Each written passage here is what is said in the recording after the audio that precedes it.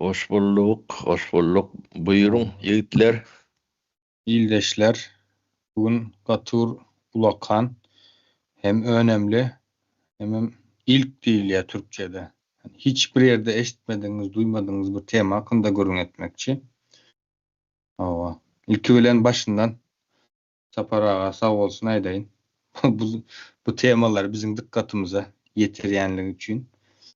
Hem için sağ olsun aydayanlam temanın belki nemelerinde ilerleyen sanlarında göz yetirersiniz, görersiniz. Sağ Bugünkü ol. temamızın Sapar ağa sağ ol yenen bir gezek. Senem, Bugünkü senem sağ ol. bugünkü temamız hakikaten hem gatı önemli benim fikrimçe. Yani temamızın adına bir yürüyüşte şeylik koyduk. Post Sovyet mi ya da post kolonyal mı? Deniyalık sonra hükmünde koyduk. Hı hı. Yani hakikaten biz kolonyadan çıktık mı çıkmadık mı diyen temanın başlığının altında katı önemli, katı nemeli zatlar aydıp geçmekçi. Yani ufuk açıcı, hakikatten ama bir iki sözler bilen katı kehan zatının manısının, duruşunun, şeklinin ütgeyenliğine göz yetireceğiz. Köpürägem saparağa sonra verip nemeteceğiz, devam edeceğiz bu temamızı. Ya ne di- Tamam. ya. Indi ilki bilen hemin şekýalak video yazýymyz bir dinläýäli. Näme diýe. Ondan sonra üstüne Türkmençesini biz näme ders? Yani üstüne yetirers diýeň. Onda başlap bilers.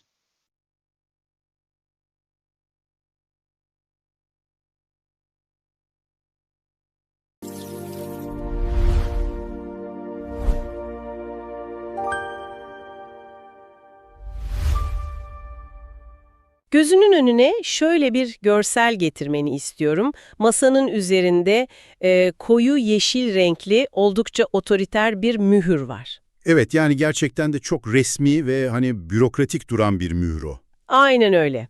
Mührün dış çemberinde de büyük harflerle Exile Lab International, yani Uluslararası Sürgün Laboratuvarı yazıyor. İç çemberde ise kurumsal hafıza birimi ve arşiv sistemi ibareleri var. Sanki böyle yıllarca kilit altında tutulmuş, unutturulmuş bir geçmişin kapısını aralayan bir anahtar deliği gibi duruyor. Kesinlikle. Fakat bu mührün altında yatan şey, hani öyle tozlu, sıradan bir tarih kitabı değil. Sapar İklim adında bir yazar tarafından kaleme alınmış, Orta Asya'nın postkolonyal söylem mimarisi başlıklı çok acayip bir metin. Çok iddialı bir başlık aslında. Öyle. Bugün seninle sıradan bir bilgi yığınına değil, koca bir coğrafyanın hafızasını baştan aşağı yeniden inşa etmeye hedefleyen eşsiz bir derinlemesine keşif yolculuğuna çıkıyoruz. Ve bu o yeşil mührün hissettirdiği hani o kurumsal hafızayı onarma fikri var ya, işte o fikir elimizdeki bu devasa projenin tam kalbinde yer alıyor. Doğru. Çünkü önümüzdeki bu dosya bildiğimiz anlamda bir makale veya tez falan değil.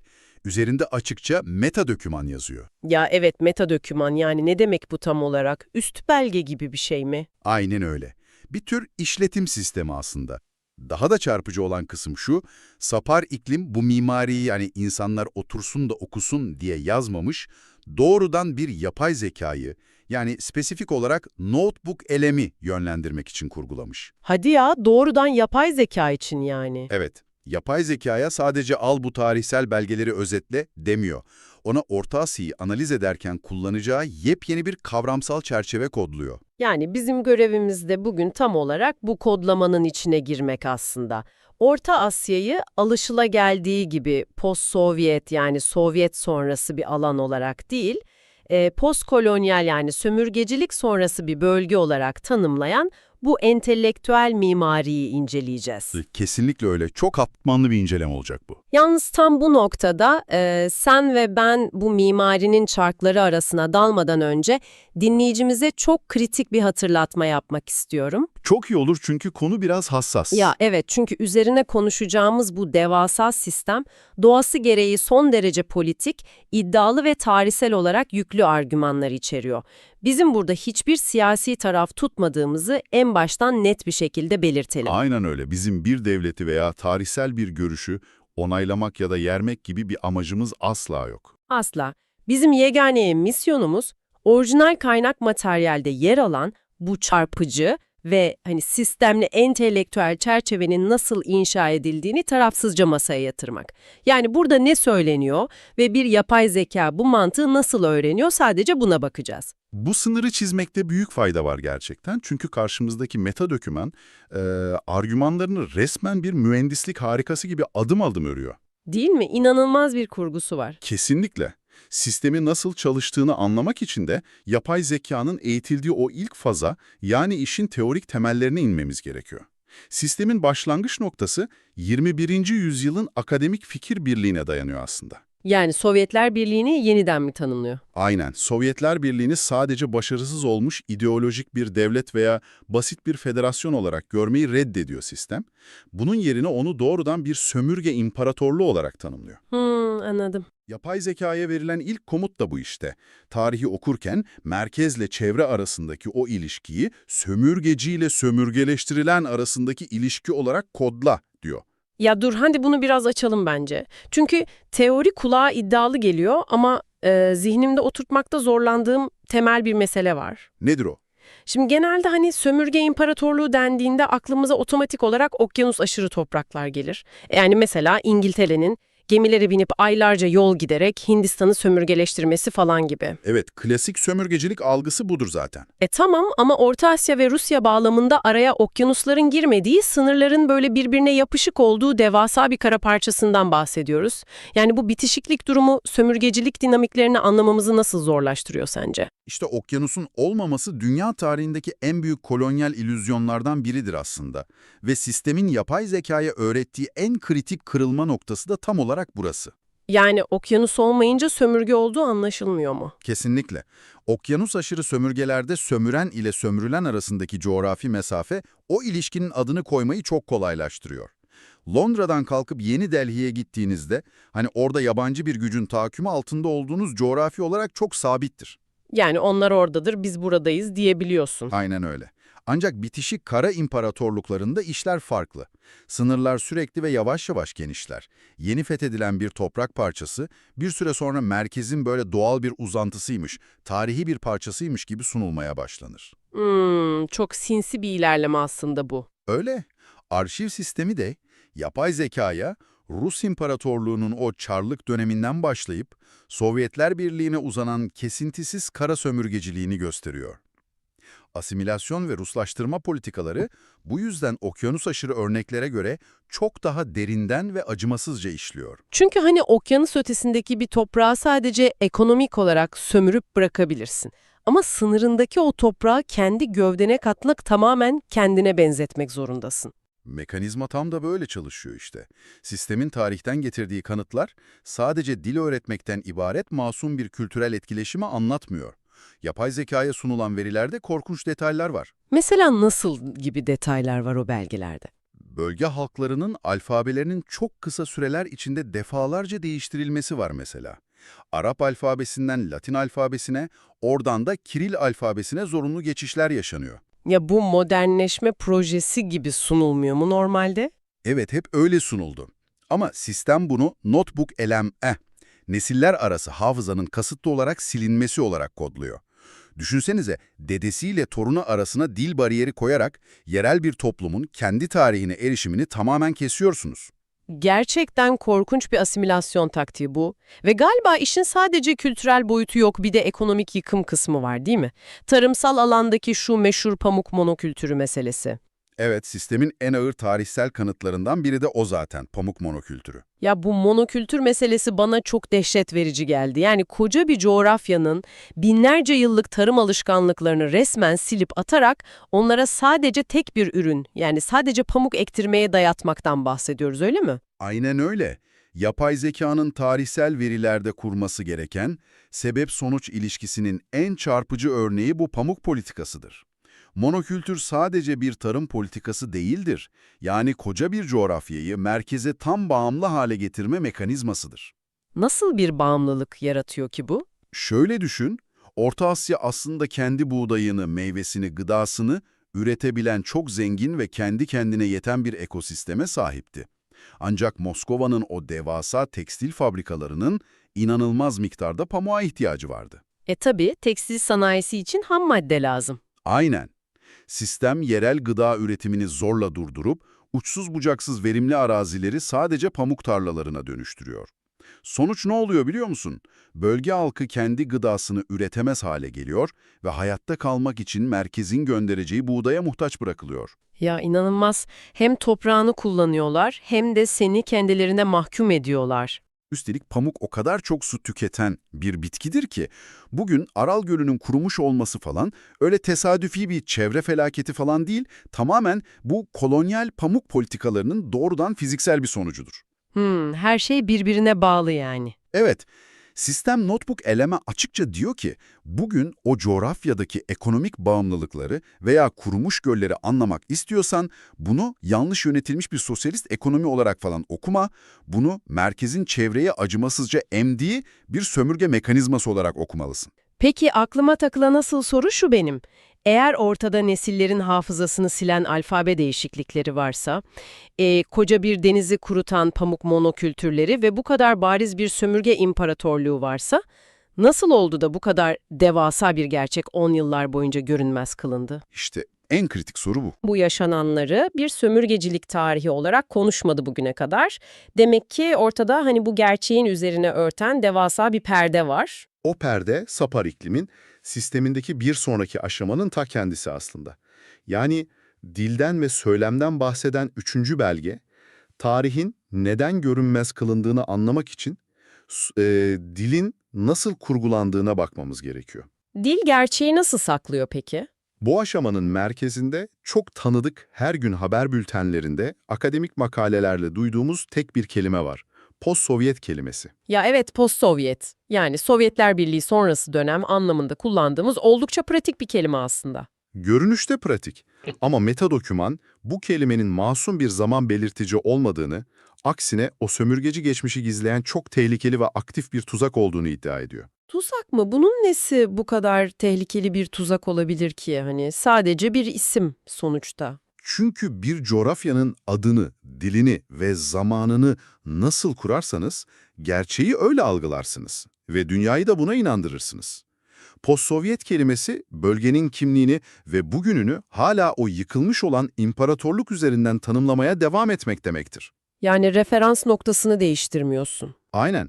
Bir düşünün, biz yüzyıllardır süren bir sömürge tahakkümünden kurtulduk ve artık özgür postkolonyal bir ülkeyiz demek başka bir şeydir.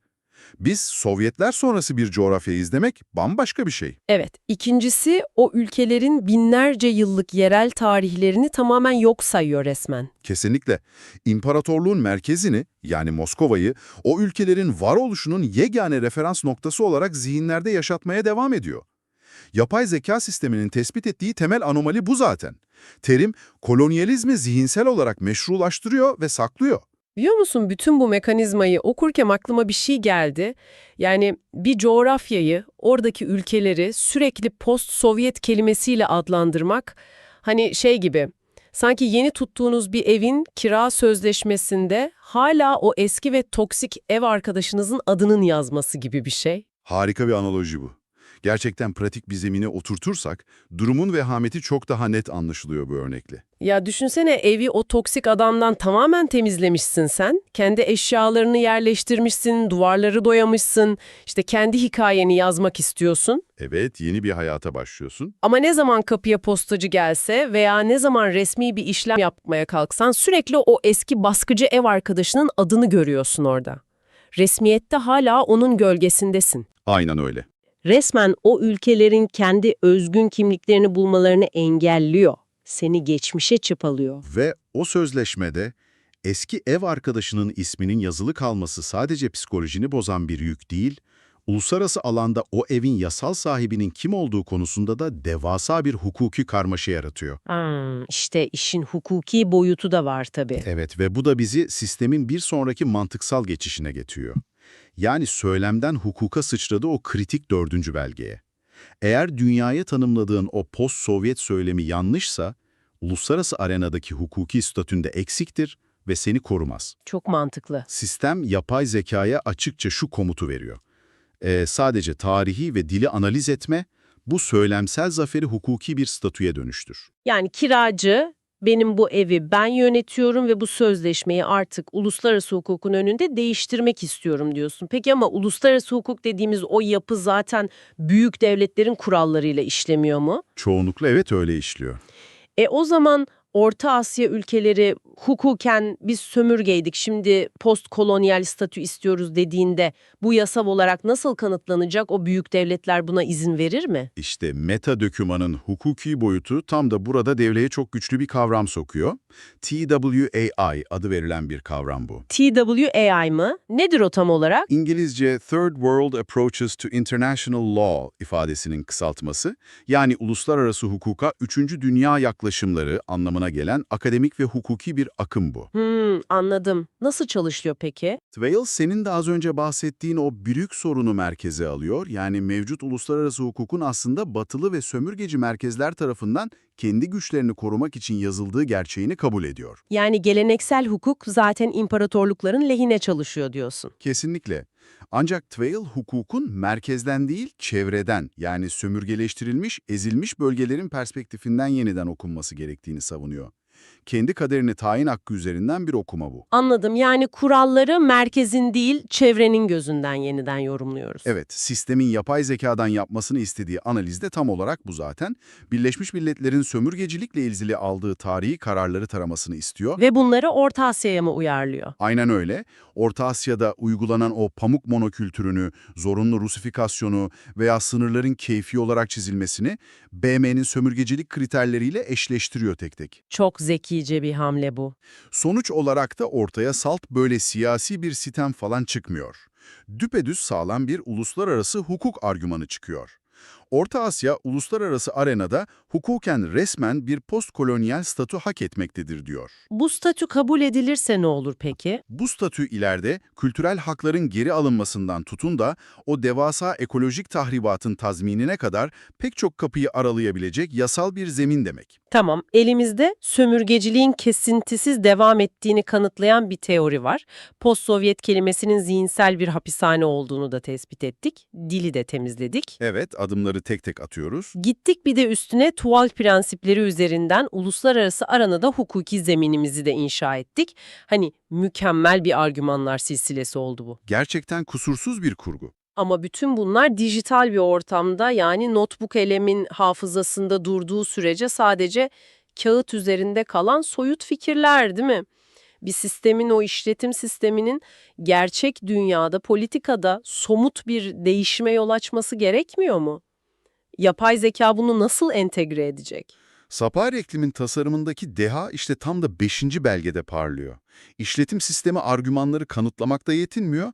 Hani bu haklılığı gerçek bir diplomasiye dönüştürmek için bir uygulama stratejisi barındırıyor. Somut adımlar var yani işin içinde. Aynen.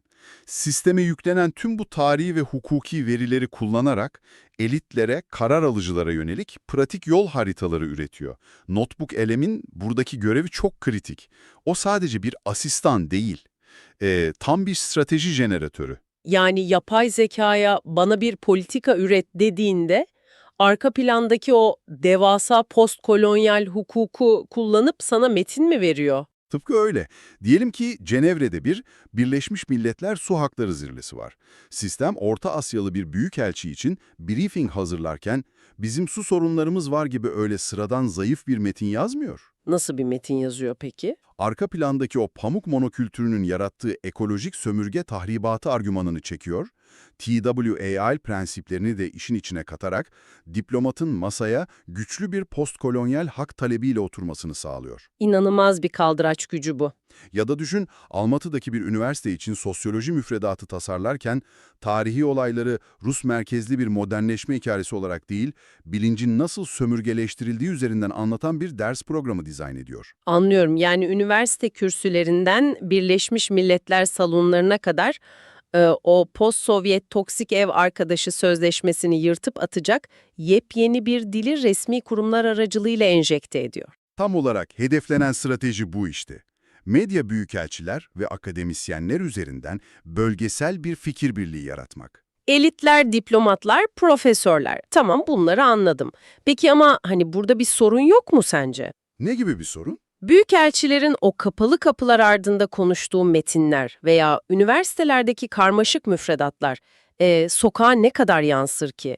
Yani eğer bu strateji sadece elitlerin salonlarında kalırsa, o pamuk tarlalarında hayatı kuruyan sıradan halkın zihnindeki zincirleri nasıl kıracak? Çok haklı bir yere parmak bastın. Bu mimarinin bir noktada o soğuk politikalardan çıkıp doğrudan halkın kimliğine dokunması gerekmez mi? Gerektiği için zaten sistem son ve en vurucu aşamasıyla, yani 6. belgeyle tamamlanıyor.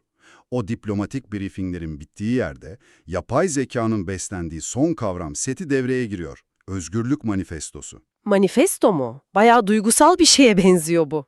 Evet, bu noktada mimari artık soğuk akademik bir devlet politikası olmaktan çıkıyor, doğrudan bireye, halkların kalbine seslenen, biz postkolonyal halklarız diyen varoluşsal bir manifestoya dönüşüyor. Yani mesele artık devletlerin uluslararası hukuktaki yeri falan değil, o devleti oluşturan bireyin kendi aynasına nasıl baktığıyla ilgili. Nokta atışı bir tespit yaptın, manifestonun merkezinde öznellik yani subjektivite kavramı var. Nasıl açıklıyor bunu? Yüzyıllar boyunca merkezin yani sömürgecinin gözünden tarihin bir nesnesi olmuşsun sen. Üzerine planlar yapılan, alfabesi değiştirilen pasif bir obje. İşte manifesto bireyin artık bu nesne olma halini reddedip kendi tarihin öznesi olmasını talep ediyor. Kendi hikayeni kendin yaz diyorsun. En önemli kavramsal hedef ise bilincin dekolonizasyonu. Yani sömürgeciliğin sadece topraklardan değil, zihinlerden, estetik anlayışından, o aşağılık komplekslerinden sökülüp atılması. Hani şu merkez her zaman haklıdır ve daha medenidir algısının yıkılması. Evet, tamamen o. Kendi diline, kültürüne, kendi varoluşuna yepyeni ve özgür bir gözle utanç duymadan sahip çıkılması süreci bu. Tek kelimeyle muazzam bir tasarım gerçekten. Yani geldiğimiz noktaya bir baksana. Sadece yeşil bir mührün altındaki bir meta dokümanla başladık işe. Evet, nereden nereye geldik? 21. yüzyılın o soğuk teorisinden yola çıkıp pamuk tarlalarının kuruttuğu göllerin, silinen alfabelerin tarihine indik. Oradan post-Sovyet kelimesinin zihnimize hapsettiği o toksik tuzağı keşfettik. Dili kırmak için de uluslararası hukuku masaya getirdik. Aynen öyle.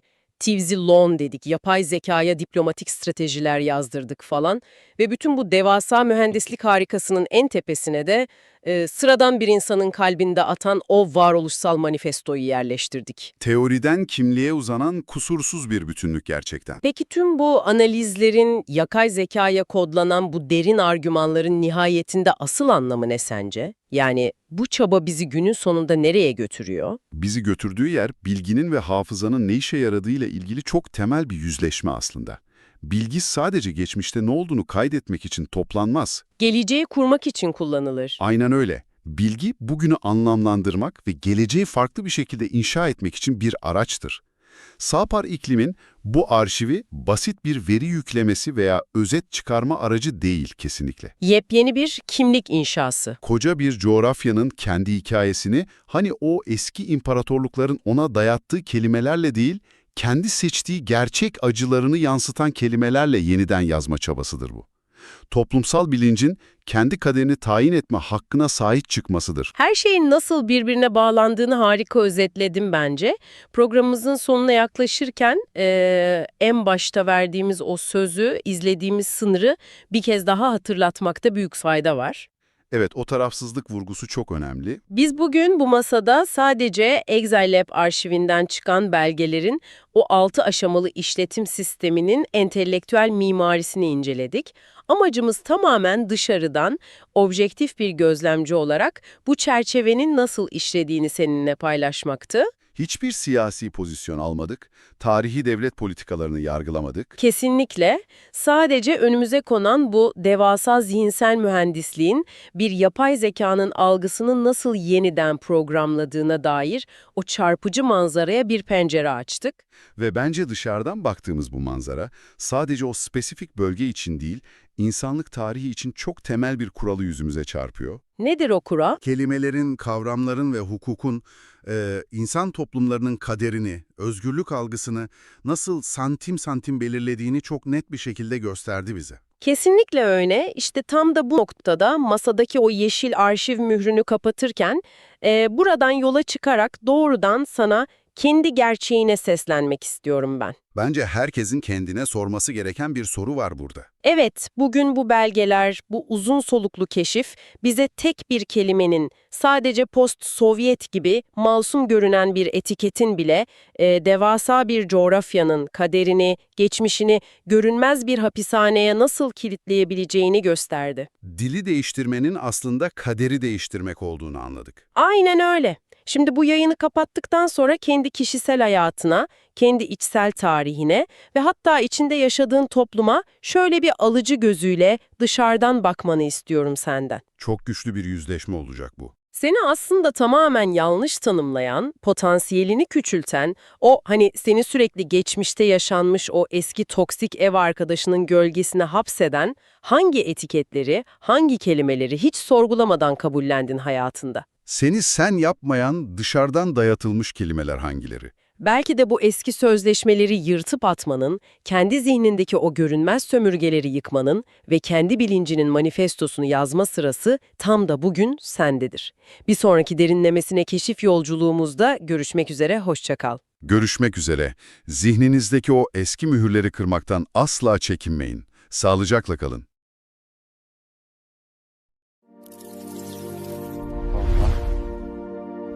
Ne dinledik? Yildeşler. Yenem bir gezek Sapar ağa. Eline sağlık diyen. Näme üçin? Şöyle her çıkışlarımızda şuna aydık geçeyim biraz genelleme temanın nemesinde bolsa da. Her çıkışlarımızda bir parça edil başka türlü bir bir-birine meňzeş bolmayan ýalak görünýän neme meseleler gozgaýasdy ve her birem gaty değerli, önemli.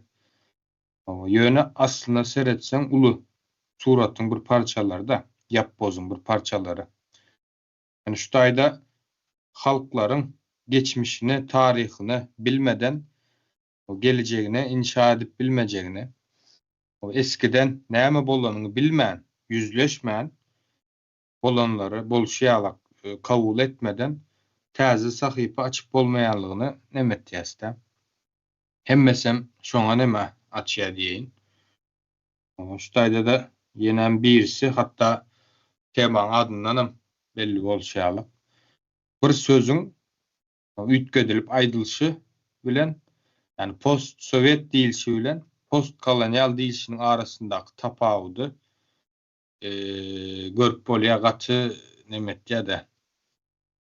Yani dünýä ýurtlarynyň öňünde diplomatik gatnaşyklar, ýene nämeler eden wagtyň sen. Eski Sowet Cumhuriyetleri diýip geçýärlerdi. Ýa-da yani şo sözüň manysy nemete bağımsızdy. Bileti yani özbaşdak ýurt däl, indi özbaşdak boldy diýen manyny berýärdi. Şo taýda eski Sowet Cumhuriyetleri däl-de eski Sowet koloniýalary diýse ve koloniýaňam çykmadyk, çıkan wagty ýok da bilýär, nemet bolýar, tarih görüp bolýar-da. Şo taýdaky anlaşmalar, gol çekişmeler ýa-da pikir alışmalar nähilek ütkär. Yildeşler, siz düşünüp görün. Ben aýdyp boldum Sapar ağa. Ya, sağ ol, Sözü sağ size ol. vereyim. Sağ olun. Sağ ol Edideke. O köp sağ ol. O men ömrüm o şu kulluğunu düşündürme bilen geçse o diyen. Şoňa He? gara gürnýe sapara. No, bu ne? Deme, ne bir söz. O sizin ıkbalınız näýlek? Ütkü diye. O. Bunu näme üçin ýazýan? Neme diýen? O. Ya sizin hökümetiňiziň zır jahilligini, onu watançylyk ya milletçilik duygusynyň Türkler zero diýämi? Nol. Noluň altynda bolmaly. O ödlerim gaty jahil bolmaly. Şeýle jahil bolmaly. O aýdyp berýärler däl. O. Onun bu jahil hökümetiň hökümet bolýan bolsa, hökümetem däl. O hökümet bolma mümkinçiliklerim ýok. Buňa garşy duran opozisiýa jahil bolmaly. O bu jahil bolsa ol intellektual bolup bilenok. O sizin ne problemaňyzyň nähile ullugyny şu zatlara düşünmeseňiz, o tüneliň agyryna ışyň, entäk-entäkler görülmejegi aňlap bolýar-da. O. Birinciden, o hakykatdan ilmi suud edilen, o yani Sowet Soýuzyň koloniýa, o Akbarçaň döwrüm koloniýa. Ondan soňra onda çykmasaň şoň içine oturduň bolýar-da. Post-Sowet bolanyna çok dowamy diýmek-de. Soňra ýöne demek, makyajy. Ýöne gyzyl lodokly bolsa, ýani göwrak, ýaşylrak, ýylpyllyrak makyaj edilen o formasy. Şo hallada neytral bolup bilýän bolsa, o kulturdan çykman neytral döwlet bolup bolýan bolsa, o bu da ýani akylyň zirwesi diýmelim, näme diýmelim. Edip. Näme diýsen gelişse. O neytralny gullýany alyk, o bu näme? O gülkünç hemem gülkünçlüğü bir ýana bolar buň altynda aşagyna. O giden millet görüsini, tragediýasyny ýaşap ýördi. O aýlygan ştatlar, o sizin problemaňyz o Berdimuhammedow, o Muhammedow näme däldir? Cehaletdir. Jahiller sizin hökümet diýip o hökümetiň başyna oturan adamlar bardyr. Men köpüni tanýan. O öňkülerini bularam ýöne hazaplap çykaryp bilýände. Zır togutsuz adamlardır. Jahiliň aňyr başydyr. Näme käbir ýöne misallar bereýinde. Düşünür ýalar. O ýeke hökümetiň başyna aklar diýip düşünmäň, hökümete garşylar onuň ümmetedir. Jahillikleri.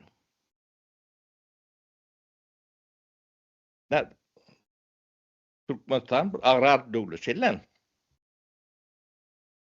O bu hojalyk bilen meşgul bolýar. Şoň betaty önüm paktadyr.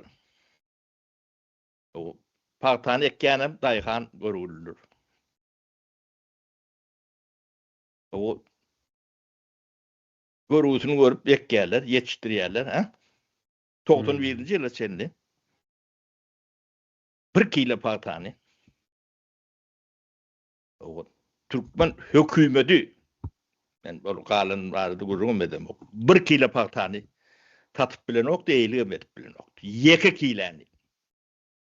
Kilo 50 gramny. Birinci sekreterine, Niýazowyna mysal üçin, ýa-da Gapurow bolsun. 1 kilo paktany. Bir ýer tatyp bilen nädir? Bilen ýerim ýok. Pakton kom derler. Pakta kimiki? Şonu bilýänmi diýip şolardan görünen kakyp demedip sorak görün. Şonu bilýän nädirler? Şoň töweregiň näki adamlar bilýän, şuun bilýänmi, o ada bilmändirler de. O öň şeýle diýip bilýän bäm. Eşitipmediňiz näme daş töweregiňizde içinde daşynda gurrunlar, gepler neme dilýändir.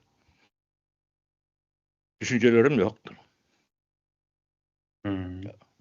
Tidin betbagçylygyňyz şulan jahalatinden. Bular hiç zat görmedik. Ağaç. Ondan bulara näme diýilýär? O sen bizsiz aýlyň bilen arasda prezident bolanda näçe gazanarsın diýerdi.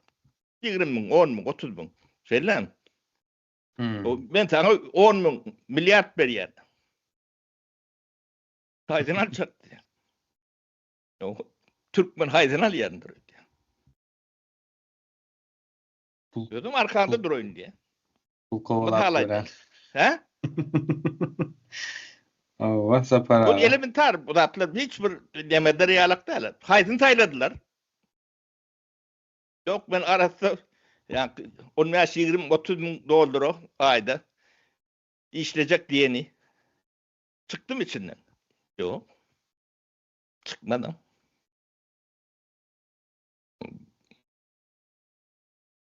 Aa.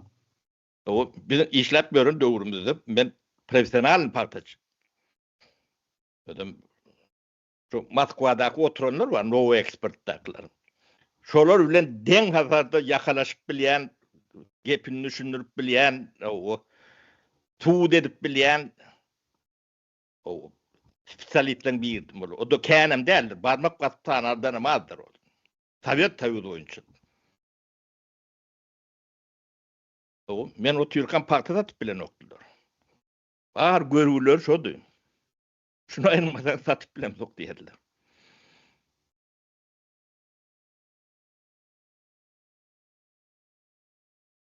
Onu 91-nji ýyla sen o paktan nämediginden bilýär, ýygdyrýarlar bular. Garaklaryny basyp, plan bolmasa işden aýrýarlar. Onu paktan eýeti ne daýhan, ne hökümet, ne döwlet, ne başyna koturan.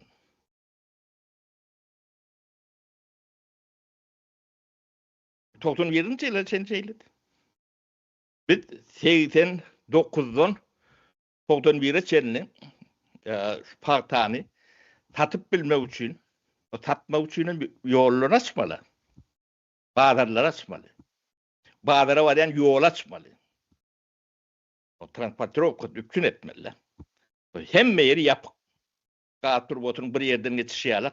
Parkta da 4-5 yerden geçýär onu ýöne. Hemmece dolon elinde. Hiç tadyň ýokdy. O şol göreşip ýeňdik. No expert dip daşyna çykkan partaň hemmejesiniň badalarynyň nemelerdir. Şolun köpsü bir işlep görün bolur. Puluny aýlygyny men berýärdim. Rigan portu vardır. Durşy bilen privatize etdik. İşgärler bilen. Ya da o Nakhotka'da. Vladivostok'ta. Ya Iliçovska'da, Odessa'da.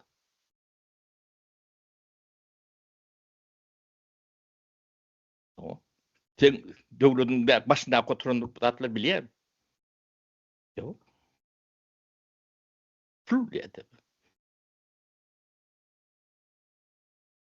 3 manatdan 10 manat sejet bilýärler, gyzyl diýdi, gow diýdi şo. O 20 kartym bu diýdi şo.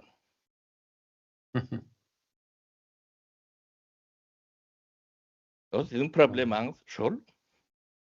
O bu da koloniýa, bir döwletiň matritsasy, sen kolonial döwlet. Şoň nemesinde gurulan. Ona büýtgeden oklar. O büýtgejek bolýan adamlara mene näme böyle görýärmi? O özlere tatsak, oğurlacak. Yani oğurlatmacak adam oğru deyip bunu o manglayına damga yarlık basıp o itlerine kuş kurup o şeylik giderlerdi. Sapar ağa, neme Hı. diýerler, daýhanlar adam, ýarlyk tak gelere. Öz pahtasından, buğdayından bir halta ogurlapdyr, alypdyr diýip. Oo. Öz eken zadyny alypdyr Oo. diýip. Bulam bir akıl almaz bir neme, yalan. Ve bunu kabul edýänem bir ütgeşik diýeýin. Diýen kaýda nemäň var? Sanak geçdik ne? Tamam. Sovet döwründe pahta nädip ekilýärdi, nädip ekdirýärdiler. Aýdyp geçdiň şu an. Oo. Şunu özü postsovet mi, postkolonial mı diyen soragy şo taýa goýup göräýmeli de haýsy dogry gelýän bolsa. İkinci Yok. aýtjak nemem? Sapar ağa, sözüň ýadynda. Ha, bolýar. İkinci aýtjak zadym garaşsyz boldy 91-den soň. Aýtdyklaryna görä. Altyn asyr gurulypdyr. Ýene de pahta bilen buğday ekilýär. O näli boljak? Yani biz öz baştak bolmadyk bolýas. Yani gönüden göni. Gaty ýönekey we mantykly Deme, şeyler. ol adamlar bilen öz baştak diýende de sen öz baştak bolup bilen okdy. Ne şu adam ne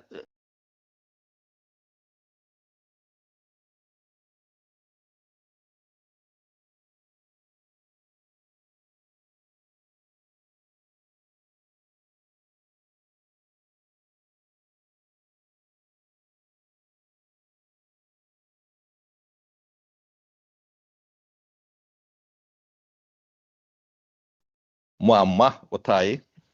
O düşündüm ýöne gaýtalap nemedip o. Soň aýlanyp gelip şeýlekeni diýjekleriniň çykar içinde.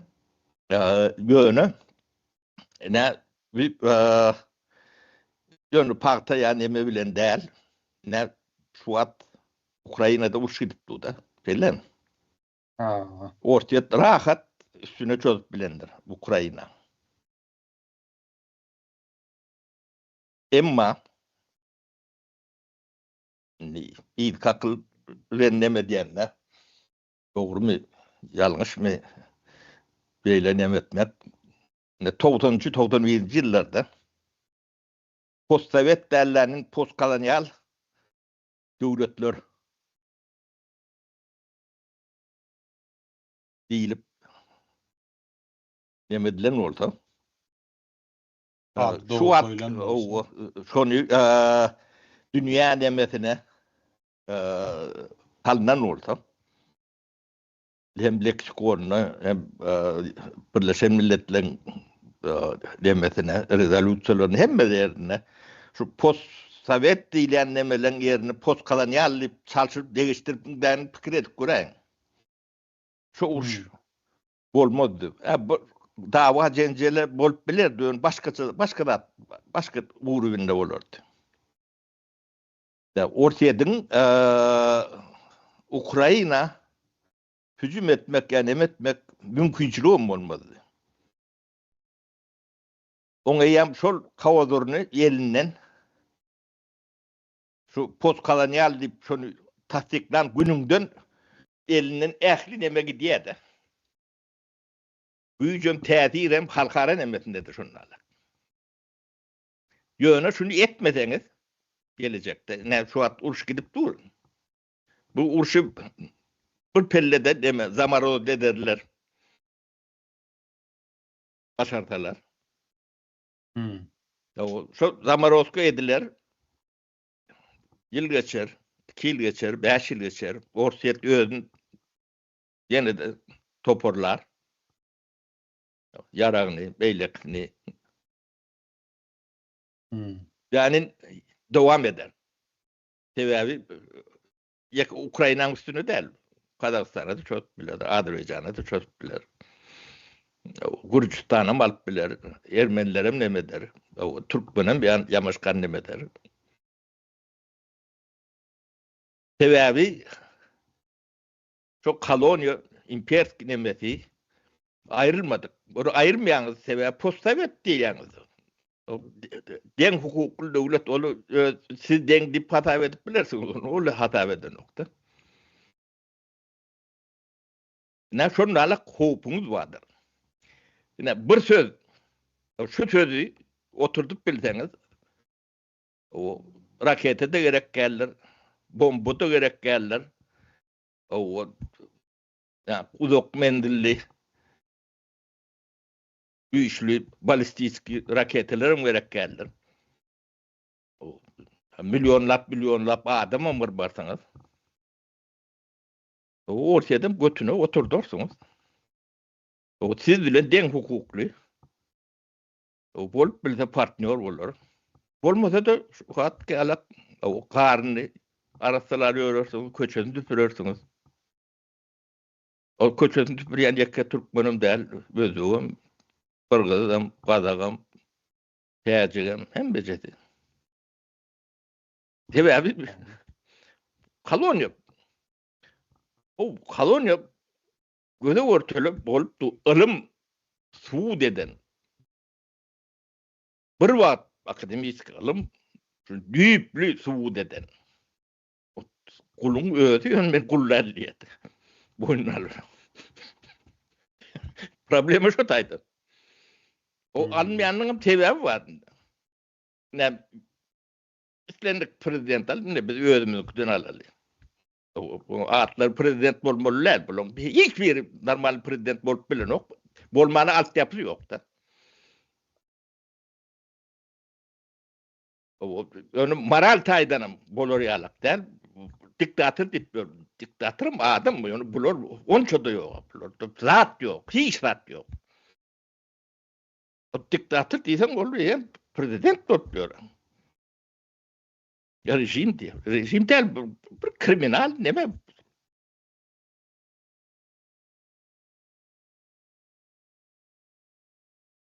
Şu zatlar düşündürmek için yadırlayan zatlar, nemedleyen zatlar, şu zatlar düşünmeyen siz o yurtları düzeltip bilen yok.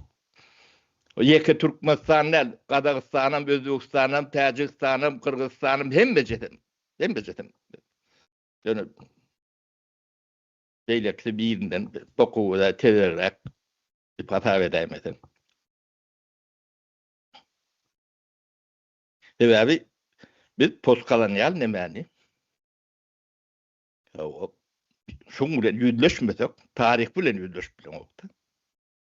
O kağıban nem arşivlerin açılmayanın sebepleri tutaylarda yatandır. Lüstrasyon geçirilmeyanın sebebi tutayda yatandır. Ol ütken ok yönü makyaj ütködü sömürülüp diyorsunuz. O sömürülmeyen yung tütlü usulü var, priyom var.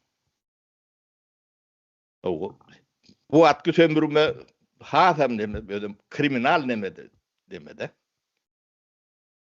Hiç tadı cevap veren nokta. O cevap vermeli vakti yok, özdaştık diye de. Olmasa da это наша zona интересов diye. Atların, bizim kolonyamız diye nokta, zona интересов diye.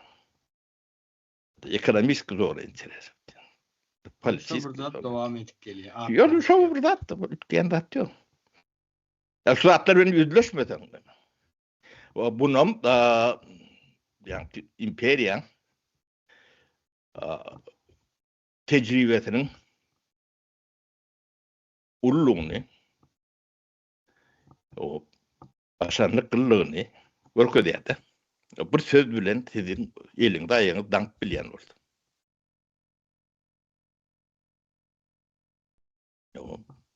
O da kelle gerek.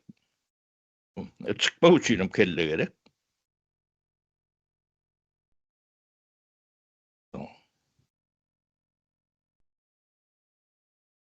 Ne? Sözün gücü dileyen zatlar. Ondan bunda da demede yankı bizim bağır sırrımızı aydıp bersin dedik de. O biz yapay zeka bilen nerede işleyenmedik. Size düşündürmek için. O biz köp demede yapay zeka euro diye nerede etmeli. O çalte diye bakım ediye yönü emme ustanovkani özümüzü veriyoruz.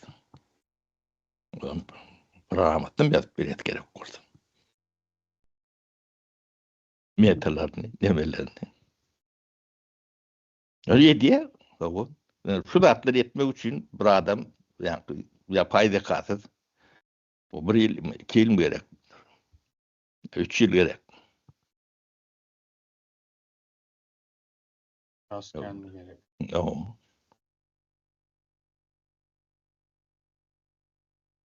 Gelecekte de ne? Şu.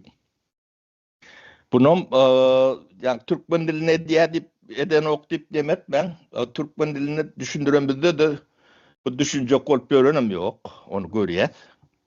Yani şu Türkmenistan'ın işleşen ya da kontakt eden devletlerinin dillerine etiyet gücümüz yettiğinden o da bir adama başardan onu iki adama şunca başar diye üç adama yani şunu bunu 20-30 adamın orta geçer yalak derler. Onun yankı büyük dataların içine girmesi için bu yaka YouTube'dan yani emeden nel o yani yazılı web takipler vardı.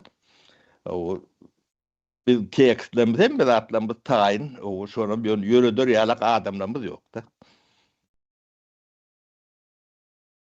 O adam tapılar o teriştemiz yok. O başka zatlara terişte tapılya demediler. O yani gerekli da Türkmen terişte bir yenlerdir. O akıllı yatırım yapmayanlardır Türkmen. Hiç o akıllısı hamsa mendeştir. Yani kanundan mı ne hemen ya huvamızdan. O yönü bu zatlar katı önemli zatlardan. Ödem şu deme şu açar diyeyinde. Bu izabaritin yalak o nime hakkı men nedir şu? O bilin. Telif hakkı. Telif hakkı. O. Şu tözü ütködüm. O ortaya da bombasız, raketasız, demesiz, o ölümsüz, yetimsiz oturdu. Söz. Halkara derecesinde şunu hem bir yerde şu post sovet sözünün yerine şunu ulanır yalak hem bir instansiyalarda edip bilseniz yani edip bilse cemiyetler, emeller hem geleceğinizi bir defasını isteyip koruyanız hem şu atkı uruşu atı tiydileştirir. Ukrayna edip bilecek en ulu kömeklerin biridir. Elimden mi yani puluya yara verip görmek ulu kömek değildir. Ne Florya'la kömek. Yani ursak lendi. Yani şu an 5 tane orta denemedi. Plus Azerbaycan 6. Yani şu inisiyativani kolla halkara demetinde orta çıktığında neyle koruyordu yani. Yani onu demetmek için bolon taşakları olmalı. Yani ödevrak demedaydı. Her birinin olur yalaklatları yok. Yani görünüp dur.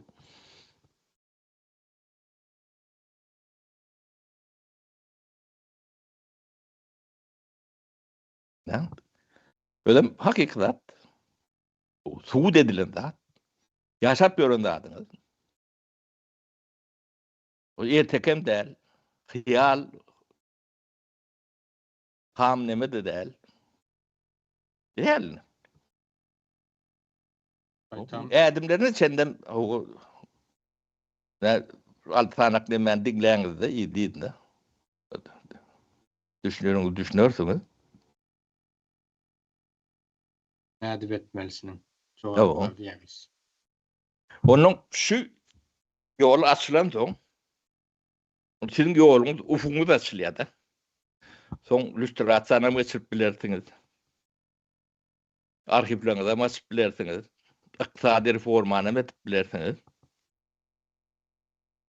O mülkiyet reformularyny etip bilersiňiz. O adam ýalak ýaşaýşa, şo realitine münür peýderpey ýöňe ýokaryk ädmädimdi.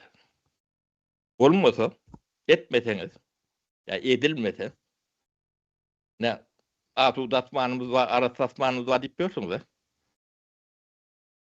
O. Şu marabardan yol ötün tarafa bir seyredip görün. Asmanyňy aratsam, hapamy. O Sputnikden görünýär. Türkmeniň gözüne görünmese de okurdak nemeler görýär. O zäher.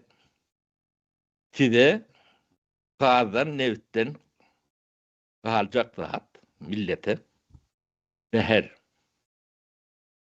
Ketel görgüy.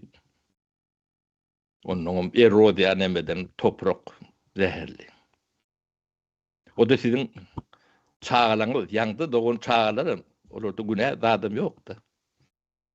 O bizim türkmenimiz o şu çağalaňa demesine nemeden ok, nev çağalan ok da. Şo derece bir ýagraý bolmaly. Özüm bu tarapynda da o akıllı şäher diýip o ya şu wada Aşgabat City diýip ýene bir zat edip ýörün. O milyarlap demek. Ol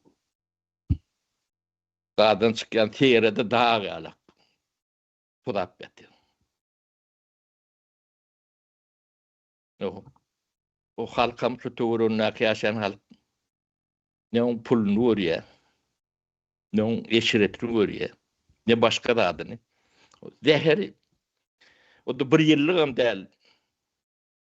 Onlar şeýle gider. O, yani sizin hökümetiniz hiç tatdygynyň emmetini düşündirjek bolýar ýa-ni. Olar yani imtihanam däl, ol ýöne yani rejim diktator näme diýäňiz? O diktator olanda da o bir mertebeli, nemeli bir nemeler bolýandyr. Bular ýöne ölçemek üçin ne babara herediň dänin, barňdan birete heredin. O arasyndan 350 kilometr var. 400 diye.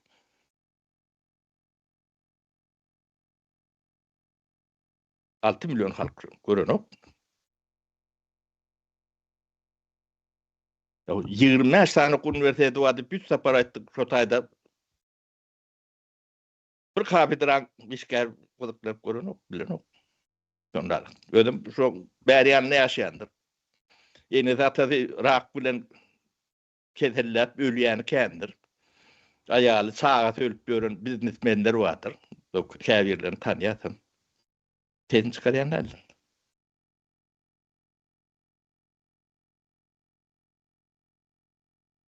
Onu kul elliyse, bu ne? Kulun yetirilen derece değil. Normal adam beylenemez beri. Normal adam 5.000 kilometreden şun demesini uzdan adam çekkendi. O garry, gurty, çağa. O nämeden ölýänlerini bilen burada. O nämeden kesillenlerini bilen.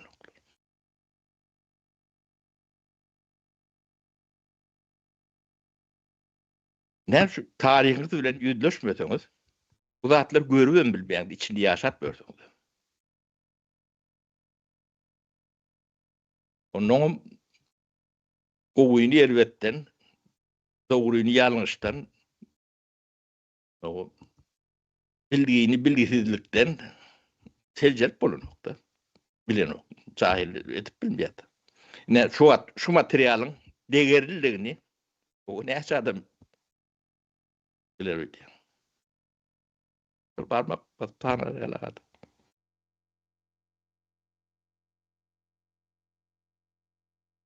Wajypdygyna da düşünmeýär. Ödem şu hükümet bilen görüşüp öğrendirler. Ne bilir görüşenden belli derler. Ben o sorunun gowu diyecek golya da. Sen onun gowu olmalı hiç mümkünçülüğün yok da. Ha o cahil ya hadi sen cahil. Tapavut ne? Cahil Afrika'da da cahil.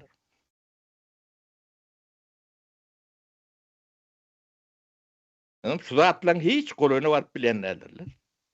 Görüşen olsan ben sana yarar fikir çiğnep verilir.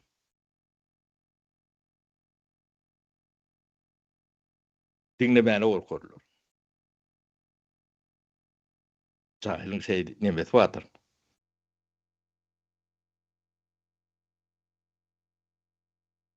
Şeylere ben ne diyeceğimi bilemok. O ne bunu iyi de ne? Ekranlar görür. Ben hep de bir tapar şey çıkıp kağıtı. O sizin keyfinizi bozup bilen o ne ben betti. Ben o kan demem baktım yok. Yeterince dedik mi kalk diyen Sapar ağa mene Tamam. düşünendirdi fikir ediyen kardeşlerimiz. Düşünmede yanaklardım yok. Kardeşlerimiz. Öyle kıyındırak olyan olmalı. O asıl düşünmek islerin bar bolsa bir gezek dinlersin. Düşünmesin iki gezek, üç gezek kaytalap dinlersin. İyice gider dinlersin. Ondan sonra yuvaş yuvaş beyinde oturuyor da her nahiyle ne olsa da. O Tabii adam birden karlı markası bolup bolan ok. O karlı marketlerim görgüsün görüp o ne bolondurlar. Ama şu zatlar temanın başındaydık geçtim de katı önemli deyip. Neyim için ayttım? Şu zatlar çözülmeyen yani hiçbir şekilde Türkmenistan'ın gowy bir durmuşda yaşama mümkünçülüğü yok. Hiçbir adamın şu wagt gowy yaşayan, ertir gowy yaşayacak garantiyeli men diyenlerin hiçbirisinin. Ve halkam malı bilen del, canı bilen bedelini ödeýär şu zatlar. Canı bilen. Yaňa aýdyp geçişimiz ýaly.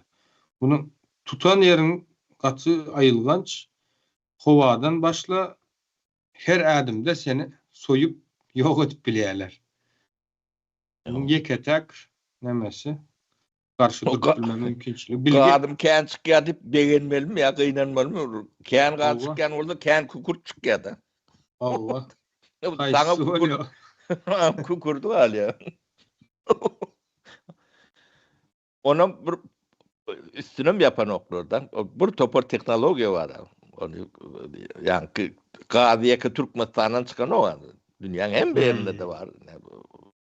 Norveç'de Görünmez yalan edip bolýar diýäňiz mi? O şu tak biraz pul yatırmalı. O bulur o akıllı şehir olur yani. Ay, bular aşalan bolýar dip neme diýendirler de, o düşünmeýärler dip. Yok bunları yankıp babana bakın ben bunları kaç şeyler yoktu. Neme? Yani bunları diýilýän zatına aýdyp berin. Ne? Berdişki diye. O sen prezident. O öz yurdun watanyň halkyň bilen bolanyňdy. O sen aýlyň näçe bolmaly? Sorýarlar. Ay 50.000 diýsin, 20.000, 30.000, bar 100.000 diýsin. O. Men sana bilet berýän. O özüň arkaňda durýan. Bular seni ertir 4 ýyldan soň saýlaw elli nämetdi diýip aýrarlar soň basarlar. O. Men tä ölýän çaň saklap bilýän. O. Ne kazanjygym ýurt senkine. Fin diýerler mi sen? O. Gazan. Kaýsyn saýlandyr diýär Babar aply. Ya Kıpçaklı.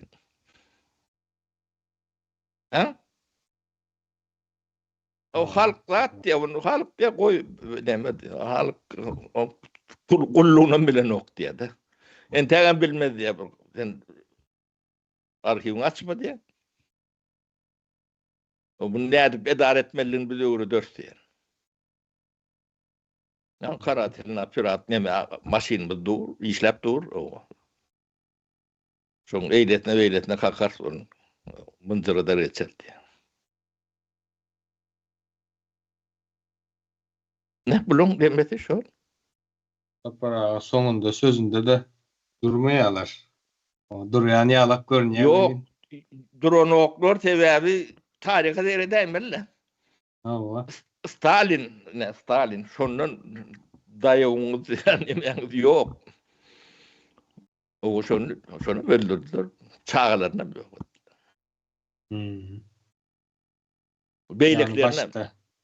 başta mantıklı seyretsen onun pulu kän bolýar, hem arkanda duracak diýse gowy ýalak görnýär belin Bu ýöne. ne Putin'im şey derler. Putin'im şey derler. Bu yurdu Putin yöredendir ötmem. Bu ya KGB dip bir mafya var ne? Şu yöredi. Kollektivni.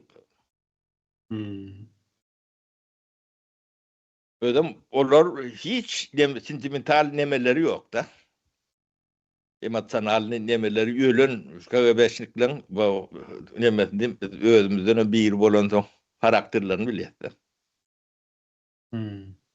Bu şeyler yetiştiriyorlar da. Acımasız yerler. Türkler şey diýeden. Näme meňzetdiýen mene Sapar ağa. Ağır Kellesine. duyan oklarda. Hiç ağır duyan nerdirler? Kellesine sellegi Öldürmedi diyemçe. Sapar ağa bu Hı. indi nemeler var ha. Canlı bombalar. Köpçülüğün Aha. içine gidip dinde nemede var. Dinde değil de teröristler var. Özünü yarayanlar. Şolar bilen KGB'len gatur tapağı diyor. Görünüşü başka mı Yok. kadi pikir ediyen Yok mene. tapavdı göç var. Başka tarafların o teröristler öldürenler veya son adamını öldürüyen. Kâm olsa o 20 adam 30 adam. Bunların milyonlar öldürüyor o tür adamları da değil. Ne hil tapağı yok diyen. O ne? Doğru. Milyonlar işte.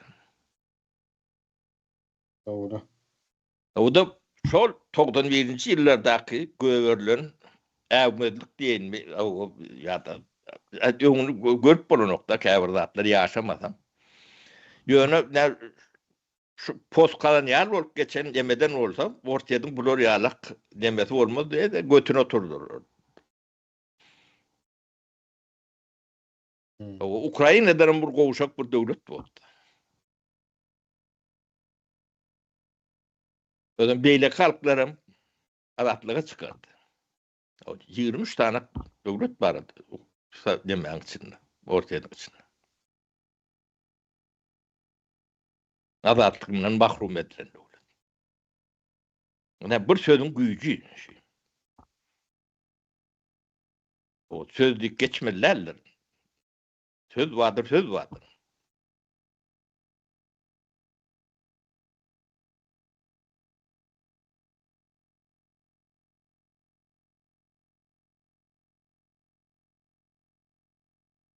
Şeyler sonra var mı ka Abdurrahman Bey? O näme diýme, hadina pul beripdirler. O kiýseňde salla näme? Umyda hanım. O Umyda hanymyň adyndan nesillerin geleceği üçün oşant diýe. O kiýseňe bereket Umyda hanım. Sağ olun. Soraga bir neme soragy yok, pikirlerini beýan edýärler, goldawlaryny beýan edýärler. Häzirlikçe soragy yok. Diýmek o düşünüpdirler diýmek.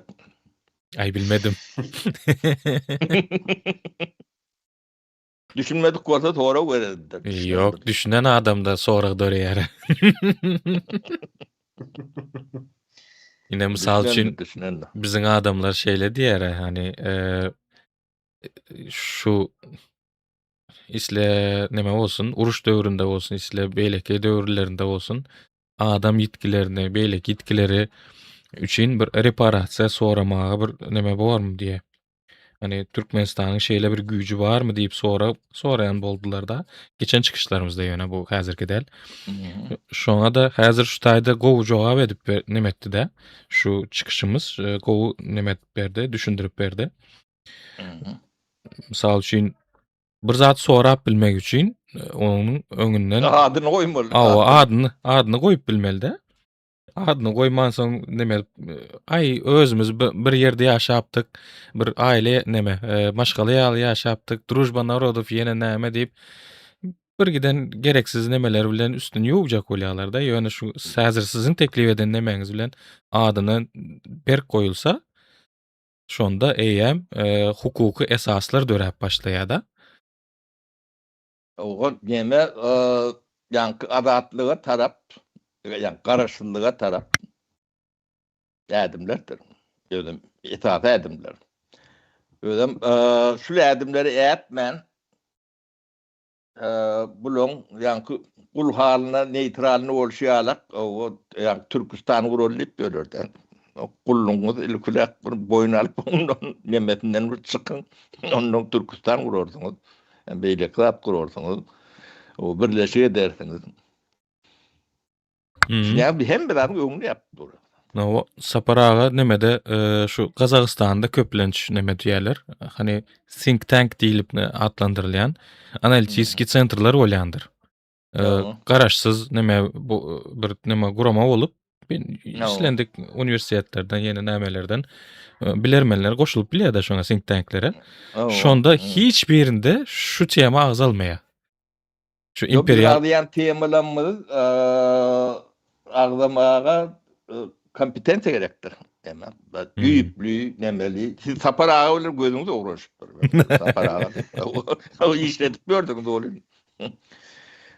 O bu zatları yani ganyň bilen, ýüregiň bilen, o nemäň bilen o bilgisinde bolmaly. Buny bir aňtat urarýalak nemäni döredi bolmaly. Doğal neme diýýärdiňizmi? Özünden özü bolýan bir nemede. Yok, o diýanky şu tejribede ilen durmuş neme o ondan ben yapayım şeyler bolmaly men bilmedim. Şu BK'ga diýip men bir kuş molumum var. BK'ga diýet toğrymyzda garry ýaşuly. Bu kimin kakady bilýän? Gurbanberdiýew bar. Yok. Futbolist vardır Gurbanberdiýew diýip. Hmm. Siz tanıyan närsiniz? O ulu trenerdir ortaýatda, ulu neme. O ben demem goňşym çağalykda bile ýöne 14-15 ýaşymdan bäri görümzok. Kakady BK'ga. O howlu kuşda oynýardyk. O şu kuşjeden BK'ga. Gurbanam goýunýar.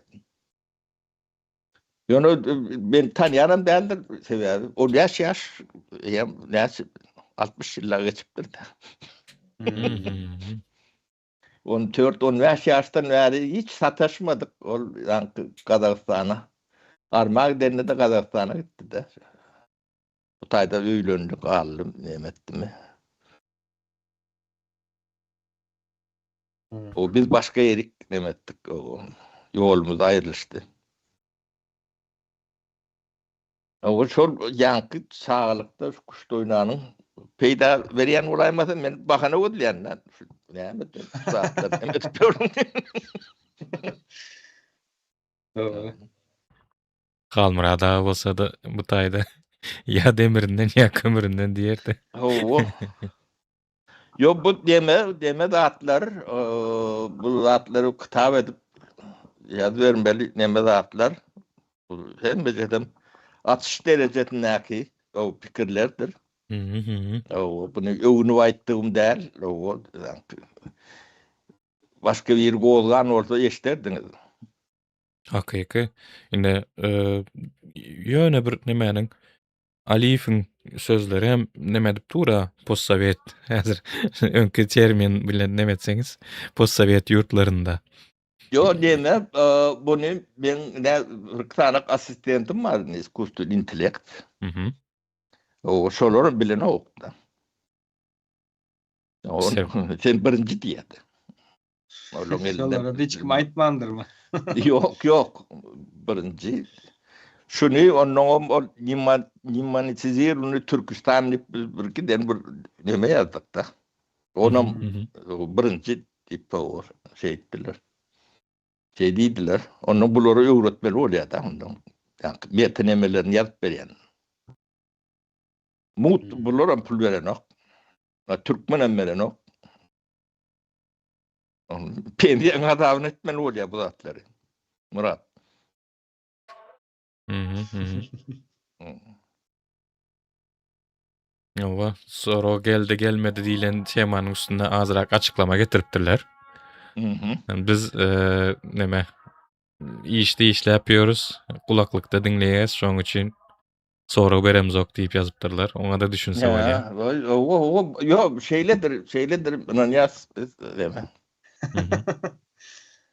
Yo anan yaz doğrudan. Türkmen daşına çykanda işlemäge çykyp bolmanda da.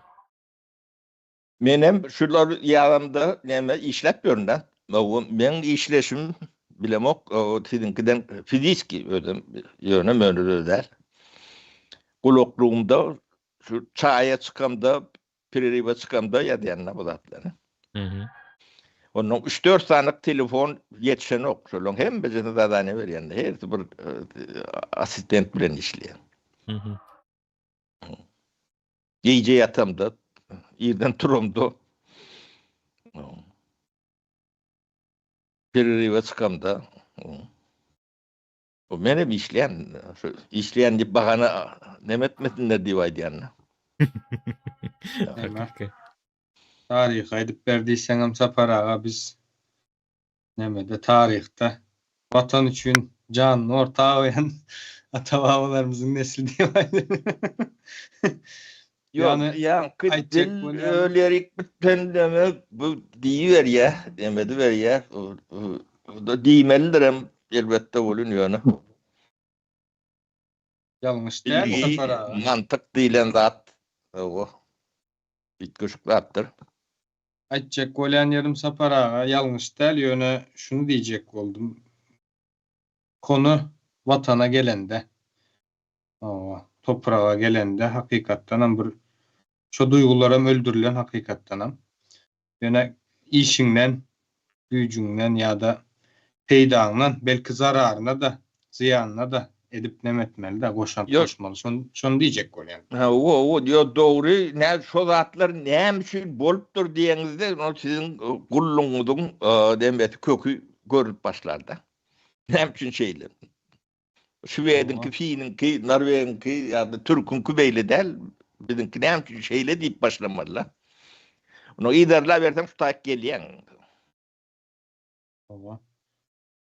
Goşmaç adam yine hakykatdanam ýaňy aýdylyk geçildi. Biziň özümizem şeyle Sapar aga. Bizem içinde. Yok. Daşaryk ýurda pul gazanmagy. Yok. Şu demeň içinde ýetişene. Pul Benim- gazanmagyna çykýanda gazanç etmäne çykýan. Ýöne Yok. senin näme üçin şu durumdalygyny bilmesen ya da şu zatlaryň sebäp bolany düşünmesen önemli bolup bolmadygyna da gatyr nemet bolanok da.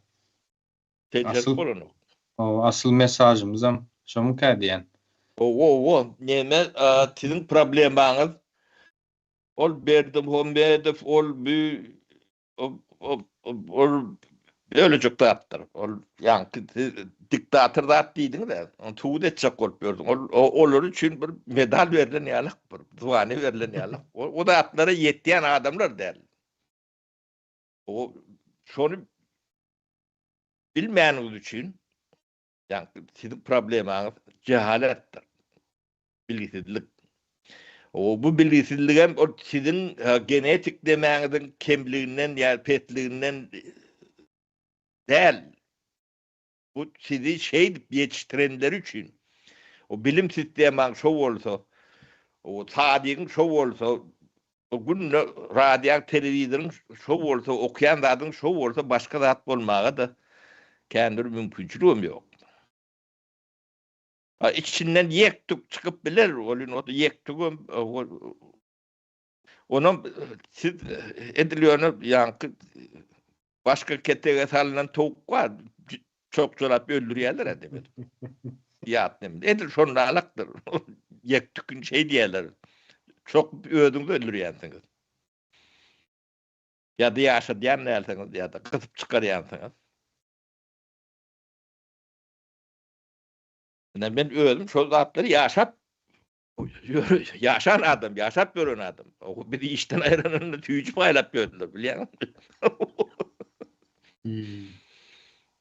O erkek günlerden havarları yok. Çok atlıyor. Şu olmasa olur onunla bunu kırp çırp et biliyorlar da. Rahat.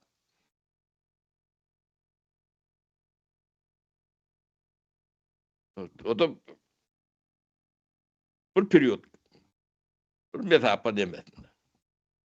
Son hem mesap hepsini vurdu. Olmasa doğru ise yere yesi olayan, fabrika yesi olayan milyon katını alıp biliyorlar da. Hem mekşade yettiye, yeteriyalak da atmadan. O zatları gören oklar.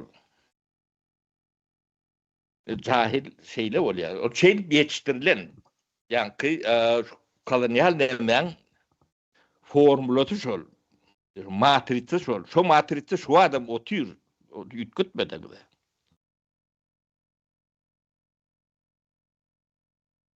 Şunu yütkütmek için ne bir su zatlardan geçmeli. O bolyan zatların adını doğru koymalı. Allah hükmen doğru koymalı. O ne postkolonyal hem şu demediler. Hem kişinin kulağına postsovet hem yakımlı hem mülayim hem konfliktsiz şeyler mi? Kulağı hoş. O yığırıncı görünün o kova adam o bundan možda dogovorиться можно с ним работать değildir ortalar tarafından. Şol adam bolca kuvvet diyorlar da bunu. Mantığına da düşüyorum bana noktalarda. Soğut yok burada. Kompetensi de yok. Diğerine de yok. Benden katı olmasınlar. Benim bir küçük hatta olmuyor. Şuradan akıllılığım yerine. Diğerine de yok. Yeke yerine. Ben bunun hem mecedim götürün adamı. O yığınaklarda da hatta şeye düşündürsün diye alak da şuraya yalakla atlarım. Şey düşündürüyorduk da. O kâviyle tövüşüyorduk ne mi diyedik. Sebebi vuruyupeli adam bu. Ayttım doğru mu kan diye de.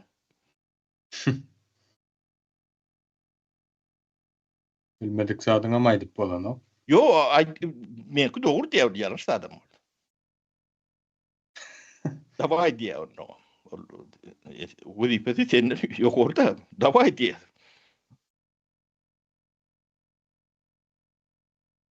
O sistemin kuruluşu. Anladın mı yani?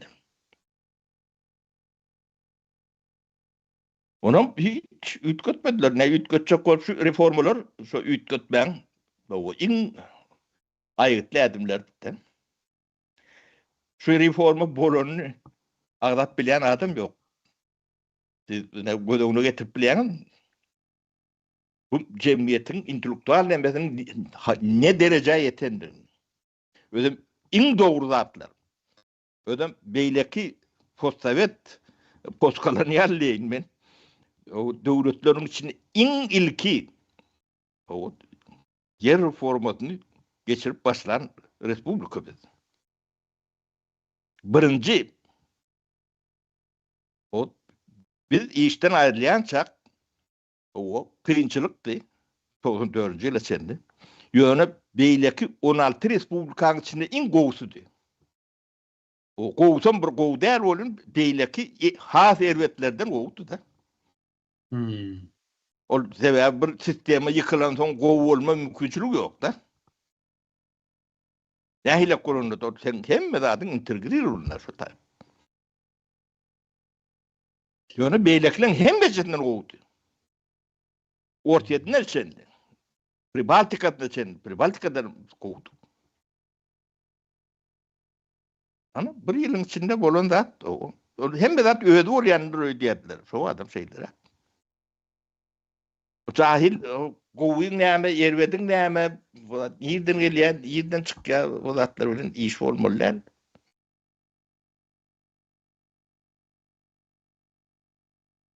O ne? Şu tragediyada geldik. O. Bilmem bundan ağrıp. Yirak aşağı gidip bor. Onu vakt görköder. Sapar ağa mundan beter näkeli bolar diýsek, hergezek neme? Aşaktan bir kalk geldi. Awa aşaktan ses gelip başlaýar. Nireçeli gidýär diýip hergezek soramyzda ses gelýär hökman. Kakýalar aşaktan. Ente onda neme? Yolunuz var diýmekdir diýip. Orumuz var ente. O cennet hanıma o neme? Sağ olsun aydaly. O bize kän pul bermän biz o soň pullon o dememde çıdaman neme der? Gaýrynar. Metli bu da çıkaman. Şondadan cennet Sağ hanymyň olsun o kişisine bereket. bereket diýeli. O. Aa. Başka da soru yok olsa Cemläp bilersin. İyi Sapar pul ağa. bilen olsa biz pul gerek geldi demedi. Doğru. Olya yiğitler sağ olun. Sağlıkta görüşelim. Asıl size sağ bolun. No. Hiç nemetmän, gojanman şu zatlary düşündirip gelýäňiz. O biri nem etmeli, kimdir biri düşündürmeli. O. Kulluğunu düşündürmesen bunun düşünüp bilme mümkünçülüğü yok olmağa çevirmeli. Düşünýänlerim häzirki nemede bir Ben etsin hemen bir- diýedi.